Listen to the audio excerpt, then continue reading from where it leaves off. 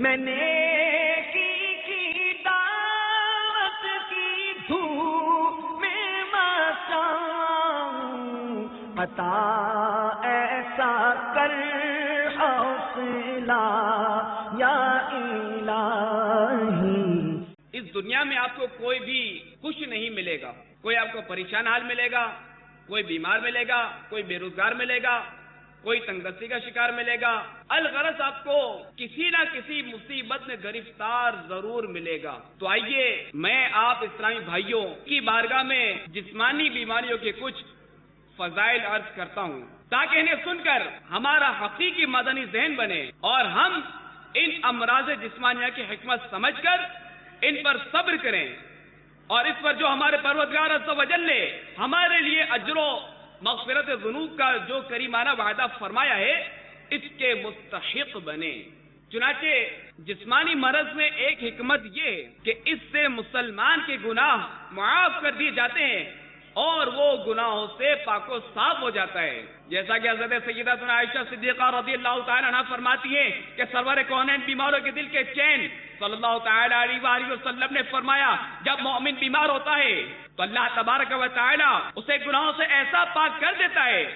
جیسے بھٹی لوہے کے زنگ کو صاف کر دیتی ہے۔ اسی طرح حضرت سیدنا اسد بن قرظ رضی اللہ تعالی عنہ سے روایت ہے کہ رحمت عالم صلی اللہ علیہ وسلم نے فرمایا مریض کے گناہ اس طرح جھڑتے ہیں جیسے درخت کے پتے جھڑتے ہیں۔ تو میٹھے میٹھے اسلامی بھائیوں، معلوم ہوا کہ امراض کا درپیش آنا آثار زحمت نہیں بلکہ یہ تو دلیل رحمت ہیں، لہذا ہمیں کبھی بھی مرض میں مبتلا ہونے پر تشویش نہیں کرنی چاہیے کہ رسول اللہ صلی اللہ علیہ وسلم نے فرمایا مومن پر تعجب ہے کہ وہ بیماری سے ڈرتا ہے، اگر وہ جان لیتا کہ بیماری میں اس کے لیے کیا ہے تو ساری زندگی بیمار رہنا پسند کرتا۔ پھر نبی اکرم صلی اللہ علیہ وسلم نے اپنا سر آسمان کی طرف اٹھایا اور مسکرانے لگے۔ عرض کیا گیا یا رسول اللہ صلی اللہ علیہ وسلم، آپ نے آسمان کی طرف سر اٹھا کر تبسم کیوں فرمایا؟ ارشاد فرمایا میں دو فرشتوں پر حیران ہوں کہ وہ دونوں ایک بندے کو ایک مسجد میں تلاش کر رہے تھے جس میں وہ نماز پڑھا کرتا تھا، جب انہوں نے اسے نہ پایا تو لوٹ گئے اور عرض کیا یا رب عز و جل ہم تیرے فلاں بندے کے دن اور رات میں کیے ہوئے اعمال لکھتے تھے، پھر ہم نے دیکھا کہ تو نے اسے آزمائش میں مبتلا فرما دیا۔ تو اللہ تبارک و تعالیٰ فرماتا ہے کہ میرا بندہ دن اور رات میں جو عمل کیا کرتا تھا اس کے لیے وہ عمل لکھو اور اس کے اجر میں کمی نہ کرو جب تک وہ میری طرف سے آزمائش میں ہے، اس کا ثواب میرے ذمہ کرم پر ہے، اور جو عمل وہ کیا کرتا تھا اس کے لیے ان کا بھی ثواب ہے۔ اسی طرح کی ایک روایت حضرت سیدنا عبداللہ بن عمر رضی اللہ تعالی عنہما سے مروی ہے کہ نبی پاک صلی اللہ علیہ وسلم نے فرمایا جب کسی کو کوئی جسمانی تکلیف پہنچتی ہے تو اللہ عز و جل اس کے محافظ فرشتوں کو حکم دیتا ہے کہ جب تک میرا یہ بندہ اس تکلیف میں ہے اس کے لیے ہر دن اور رات میں وہ عمل بھی لکھو جو یہ تندرستی میں کیا کرتا تھا۔ میٹھے میٹھے اسلامی بھائیوں، حضرت سیدنا ابو سعید رضی اللہ تعالی عنہ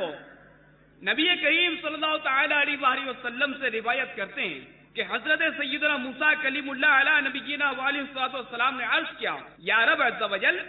تیرا مومن بندہ دنیا میں تنگ دست کیوں ہوتا ہے؟ تو حضرت موسیٰ علیہ نبینا وعلیہ السلام کے لیے جنت کا ایک دروازہ کھولا گیا۔ جب انہوں نے اس کی نعمتیں ملاحظہ کر لی تو اللہ تبارک و تعالی نے فرمایا کہ اے موسیٰ یہ وہ نعمتیں ہیں جنہیں میں نے اپنے مومن بندے کے لیے تیار کیا ہے۔ اس پر حضرت موسیٰ علیہ نبینا وعلیہ السلام نے عرض کیا یا رب عز و جل تیری عزت و جلال کی قسم اگر تیرا بندہ پیدائشی طور پر ٹنڈا اور لولا اور لنگڑا ہو اور جب سے تو نے اسے پیدا کیا اس وقت سے لے کر قیامت تک اسے منہ کے بل گھسیٹا جائے جبکہ اس کا ٹھکانہ یہی ہو تو گویا اس نے کبھی کوئی پریشانی نہیں دیکھی۔ پھر حضرت سیدنا موسیٰ کلیم اللہ علیہ نبینا وعلیہ السلام نے عرض کیا کہ تیرے کافر بندے کے لیے دنیا اتنی کشادہ کیوں ہوتی ہے؟ تو آپ علیہ السلام پر جہنم کا ایک دروازہ کھولا گیا اور فرمایا کہ اے موسیٰ میں نے اس کے لیے یہ عذاب تیار کیا ہے تو موسیٰ علیہ السلام نے عرض کی کہ یا رب عز و جل، تیری عزت و جلال کی قسم، جس دن سے تو نے اسے پیدا فرمایا ہے، اگر وہ اس دن سے قیامت تک دنیا میں خوشحال رہے جبکہ اس کا ٹھکانہ یہ ہو تو گویا اس نے کبھی کوئی بھلائی نہیں دیکھی۔ اللہ تعالی ہمارا ایمان سلامت رکھے اور ہمارا خاتمہ بالخیر فرمائے اور ہمیں دونوں جہاں کی بھلائیاں عطا فرمائے۔ میں نے کی دعوت کی دھوم میں مچاؤں، عطا ایسا کر حوصلہ یا الہی۔